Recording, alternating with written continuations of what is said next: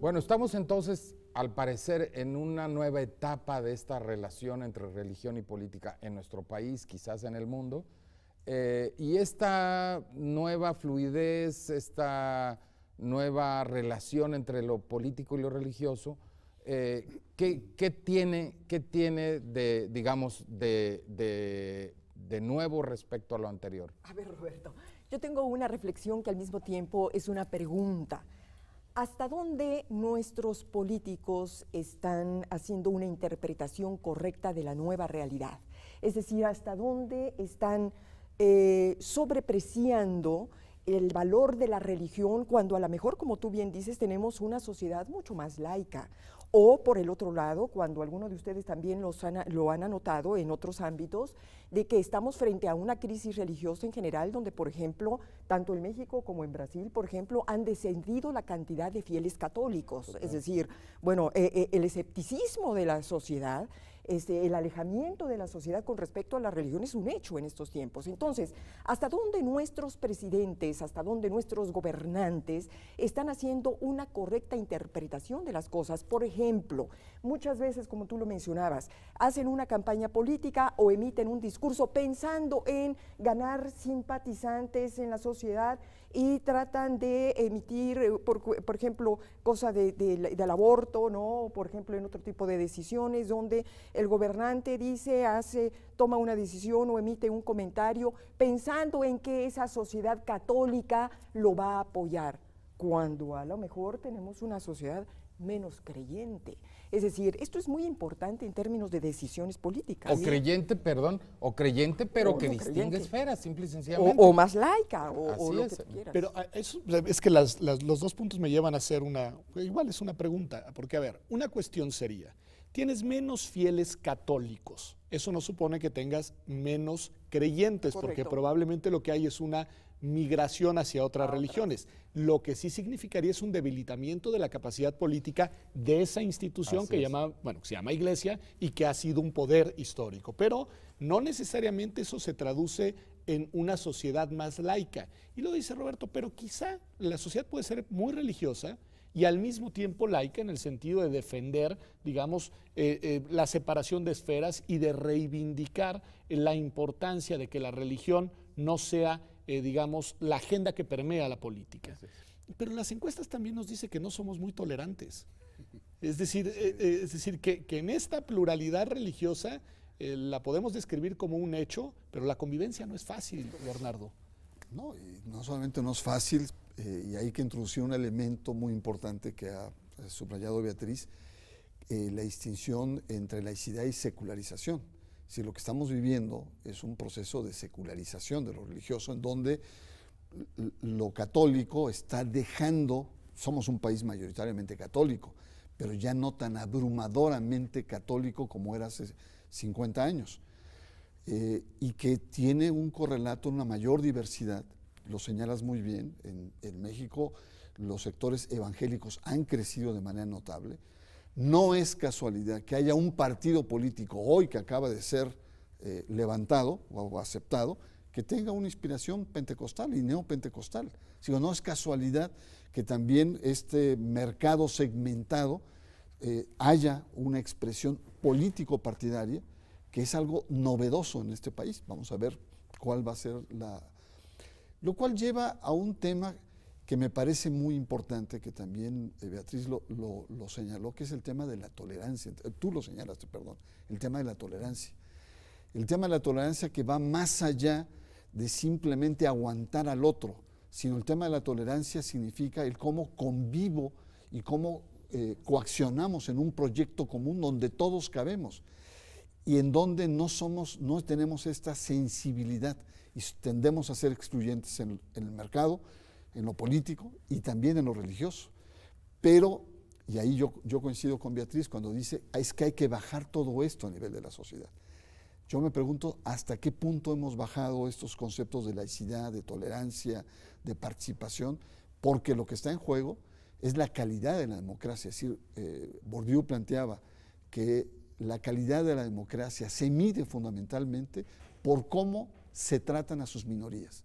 Yo me preguntaría, cómo estamos tratando a las minorías, que no solamente son religiosas, son minorías sexuales, el tema de la mujer, el tema de discapacitados, el tema de indígenas, que tocan necesariamente el tema del carácter laico de nuestra república. Sí, yo tengo la impresión de que nuestra sociedad, en efecto, ha recorrido históricamente un camino que viene de la intolerancia pura, porque nosotros nos cuesta trabajo admitirlo, pero nacimos como una república intolerante.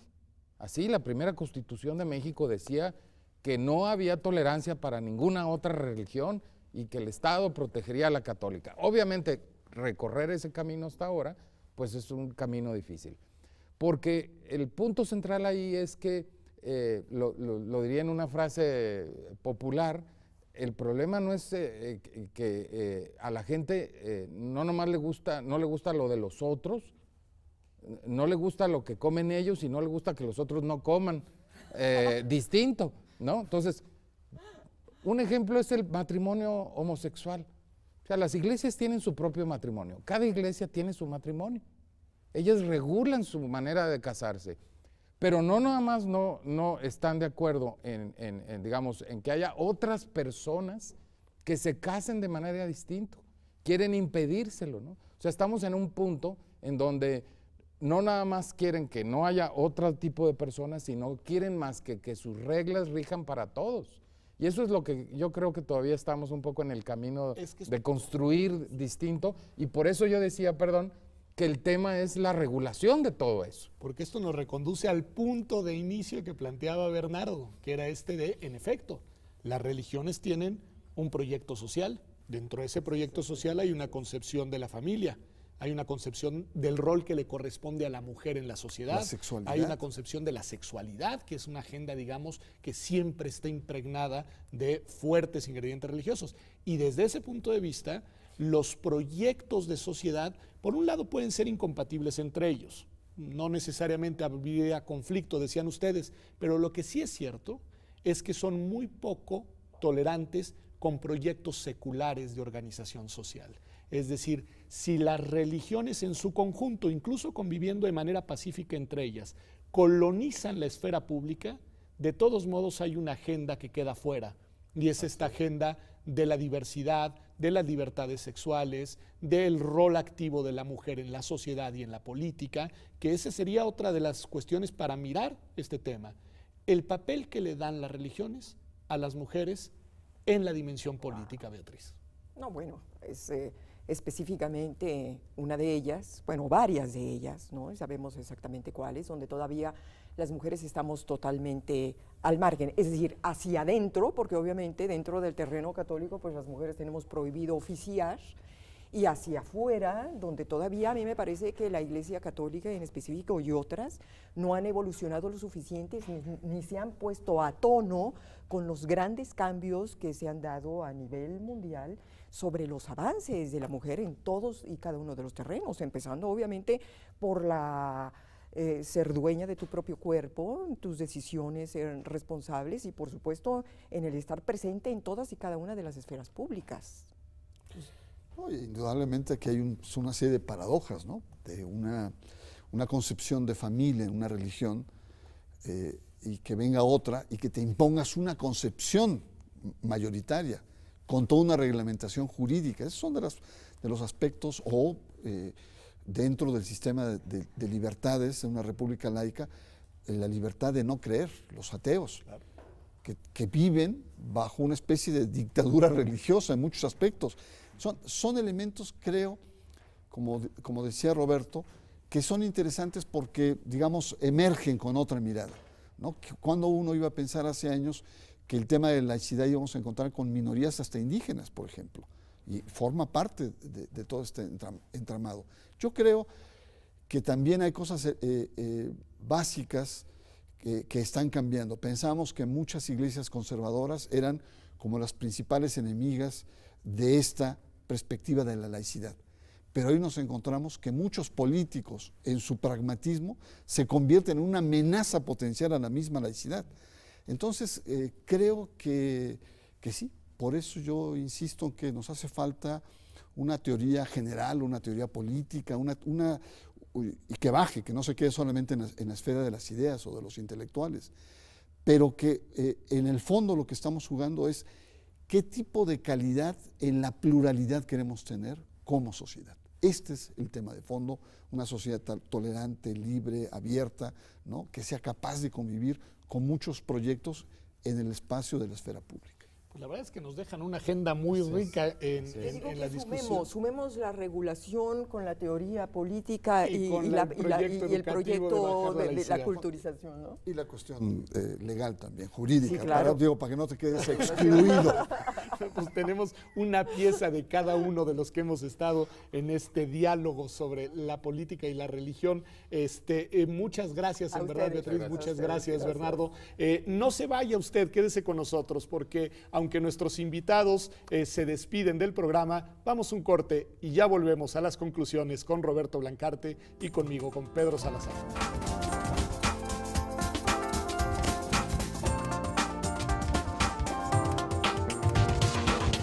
Pues ha sido muy interesante el debate, la discusión del día de hoy sobre política y religión.